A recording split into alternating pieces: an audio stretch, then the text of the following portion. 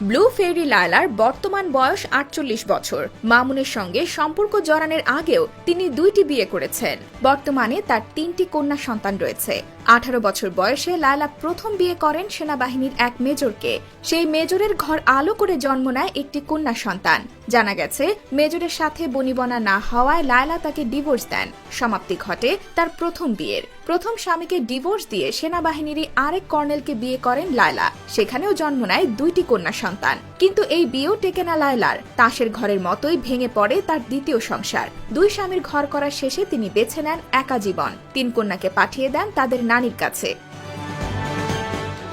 একা থাকার সুবাদেই সোশ্যাল মিডিয়ার বেশ কিছু লোকের সাথে সখ্যতা গড়ে ওঠে লায়লার। প্রিন্স মামুনকে বাড়িতে আনার আগেও তার বাড়িতে একজন ইউটিউবার থাকতেন বলে দাবি করেন কেউ কেউ। প্রিন্স মামুনকে নিজের করে পেতে ওই ইউটিউবারকে তিনি বাড়ি ছাড়া করেছেন বলেও গুঞ্জন আছে।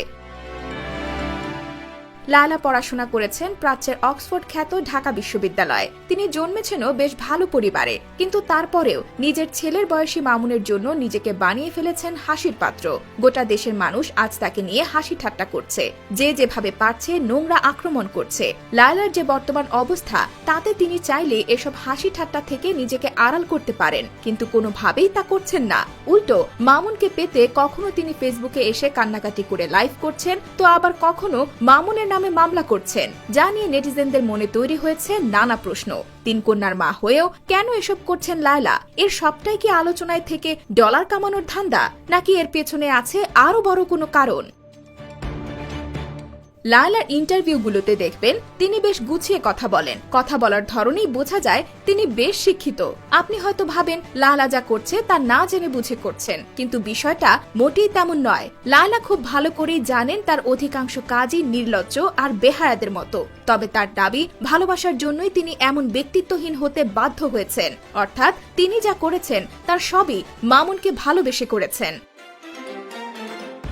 লায়লার চোখে মামুনই যেন তার মজনু। যে কোনো কিছুর বিনিময়ে তিনি তাকে পেতে চান, যার প্রমাণ মেলে মামুনের মায়ের কথায়। সম্প্রতি একটি ইন্টারভিউতে এই ভদ্রমহিলা দাবি করেন, ঢাকা শহরে মামুন একটা 10 তলা বাড়ি চেয়েছিলেন লায়লার কাছে। মামুন ভেবেছিলেন এই বাড়িটা চাইলে দিতে না পেরে লায়লা তাকে ছেড়ে দেবেন, কিন্তু লায়লার স্বার্থহীন ভালোবাসার কাছে ভেস্তে যায় মামুনের পরিকল্পনা। তিনি সবাইকে অবাক করে দিয়ে মামুনকে বাড়িটি দিতে রাজি হন, কিন্তু তৎক্ষণাৎ এত টাকা না থাকার কারণে 3 মাস হয়ে গেলেও বাড়িটি দিতে পারেন না। পরে পরিকল্পনা মোতাবেক মামুন তাকে ছেড়ে চলে যান।